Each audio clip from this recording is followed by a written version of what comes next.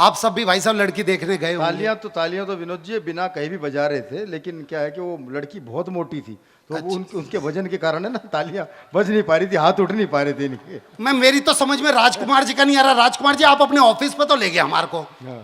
अच्छा ये बहुत चालाक आदमी है भाई साहब, मैं पहले बतला दूं। हर वैलेंटाइन डे पे 40 वैलेंटाइन कार्ड खरीदते हैं गले, और सब पे लिखेंगे आई लव यू मेरी जान, और सारी कॉलोनी में बंटवा देंगे। मैं बोलूंगा भाई साहब ये क्या करते हो? कह रहा पिछली बार 20 बंटवाए थे, 4 डिवोर्स के केस आए थे भाई।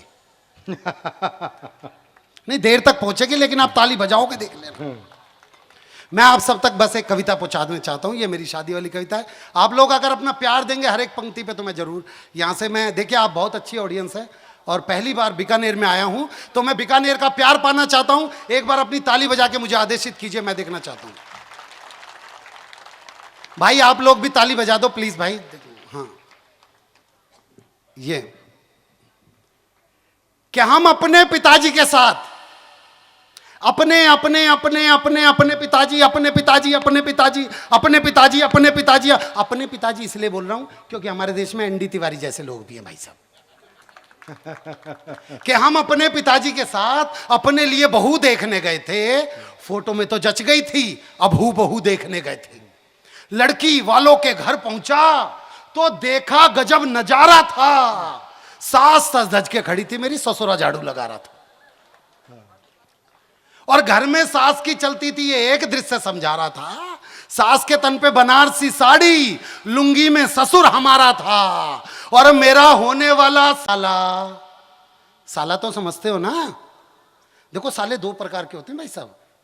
एक वो साला जो गाली में साला होता है, रिश्ते में साला नहीं होता।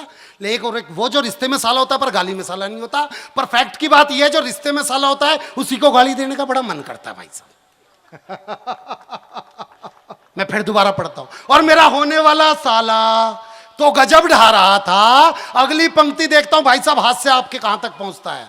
और मेरा होने वाला साला तो गजब ढा रहा था, जोरू का गुलाम साड़ियां धो धो के सुखा रहा था।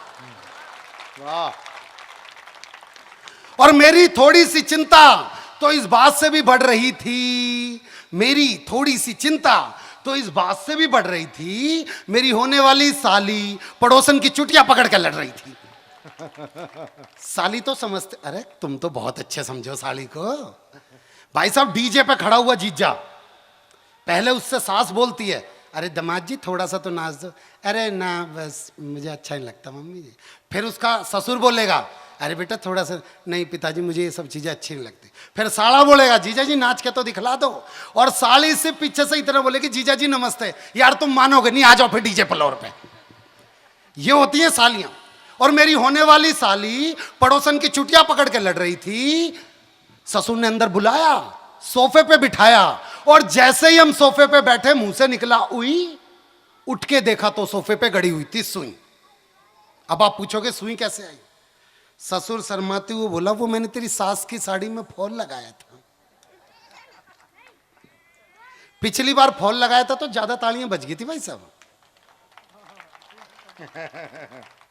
ससुर शर्माते हुए बोला वो मैंने तेरी सास की साड़ी में फॉल लगाया था, और जल्दबाजी में इस सुई को उल्टा मैंने गड़ाया था। खैर उसे चाय नहीं मैं कह सकता, हमारे लिए जो आई थी लगता था जैसे चाय नहीं बाबा रामदेव की दवाई थी। और चाय के साथ जो बिस्कुट आए थे, तालियां तो अब बजाना, और चाय के साथ जो बिस्कुट आए थे लगता गलती से परोस दिए, कुत्तों के लिए मंगवाए थे। एक तरफ तो मेरा, और इस अगली पंक्ति पे सारी महिलाएं ताली बजाएंगी, मैं लिखवा लूं मेरे से।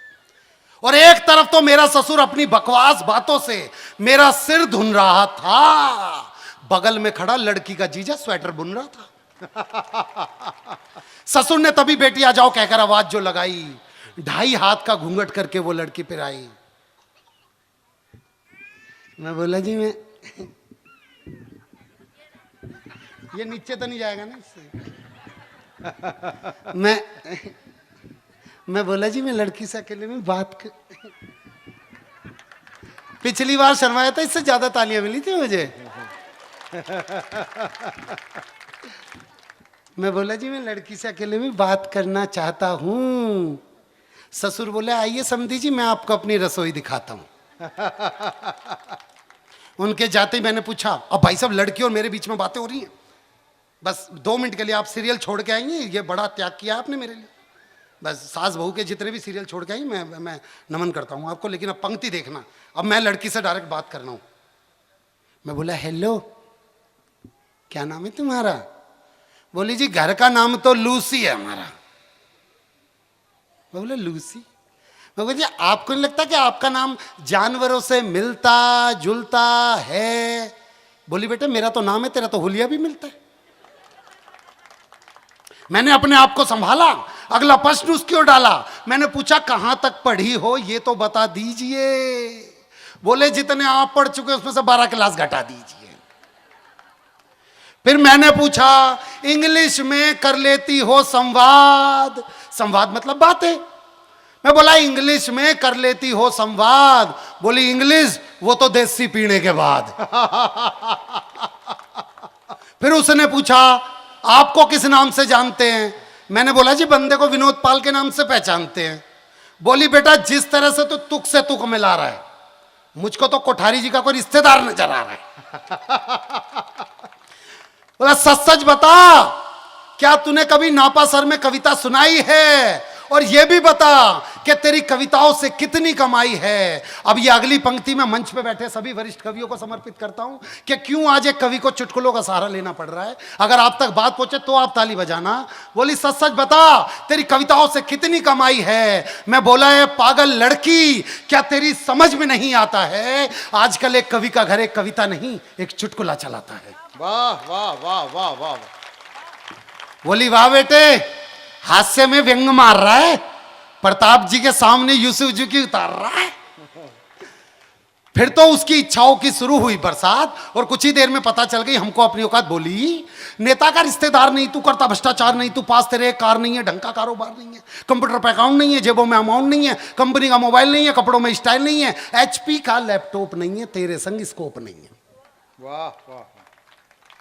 सर से लेके पांव तक मुझको लकवा मार गया। एक लड़का होकर के मैं मॉडर्न लड़की से हार गया। अब तो जिस भी मंच पर जाता हूं बस यही 4 पंक्तियां गुनगुनाता हूं। अब मेरे काव्य पाठ की आखिरी 4 पंक्तियां आपको देना चाहता हूं और चाहता हूं जितना भी सदन हो मुझे जाते हुए प्यार दे। और अब तो जिस भी मंच पर जाता हूं बस यही 4 पंक्तियां गुनगुनाता हूं कि जमी पे रह के क्यों आसमान ढूंढते हो, पतझड़ में घर बसा के क्यों बागवान ढूंढते हो, और शादी ही समस्या की जड़ है कुंवारों, क्यों अपनी मौत का सामान ढूंढते हो, क्यों अपनी मौत